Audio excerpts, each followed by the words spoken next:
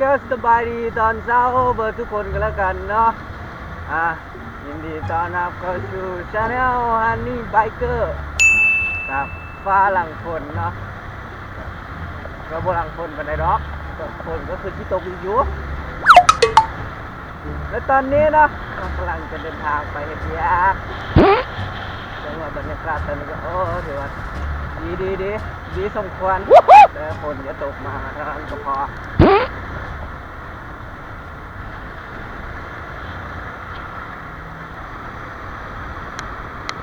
เมื่อนี้เอาเบอร์โบมีอะไรเนาะก็ชีมาว่าเรื่องที่ว่า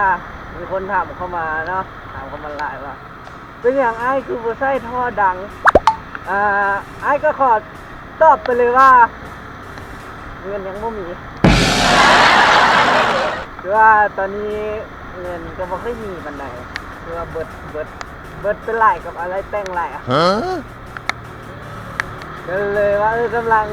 ว่าง่ายๆกำลังซัดตุ่มเงินอยู่เพราะว่าแต่ละเดือนนี่ก็กินนี่ไปม้วนเท่า10 ฟองเลยเดี๋ยว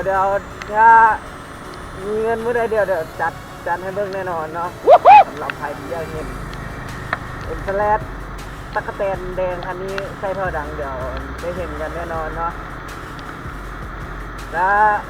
ก่อนจะมีแผนว่าจะเปลี่ยนปั๊มแน่แล้วก็เปลี่ยนมือคาร์ดอะไรพวกเนี้ยเปลี่ยนพวกใส่มือเบรกเนี้ยเติม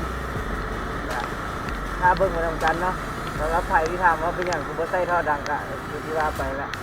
มีเงินเดี๋ยวจัดให้เบิ่งแน่นอนรับรองว่าลั่นแซ่บดักแล้วเดี๋ยวมื้อใดว่างเนาะเดี๋ยวสอนจีรีวิวเจ้าสแลดคันนี้เบิ่งเนาะว่าของแต่งเขามีอย่างได้ละว่าของแต่งเขามันหลายน้อยจำได้เนาะเดี๋ยวเอามาเบิ่งกันเดี๋ยวมื้อหน้าว่างเดี๋ยวคลิปมาเบิ่งครับสำหรับมื้อนี้ก็มีอย่างหลายเนาะก็มาเว้าเรื่องท่อนี่เนาะเป็นอย่างสุดว่าใช้ท่อดังเนาะที่ว่าเงินบ่มีแต่อีกบ่โดนเดี๋ยวได้เห็นกันแน่นอนเนาะแต่ถ้า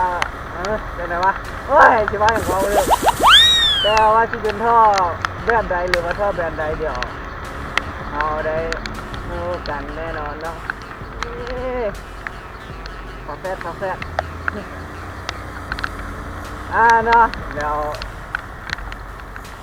ถ้าว่าอยากรู้ว่าจะเป็นท่อแบรนด์ใดหรือว่าท่อทรงใดเนาะเดี๋ยวพาติดตามกันเนาะ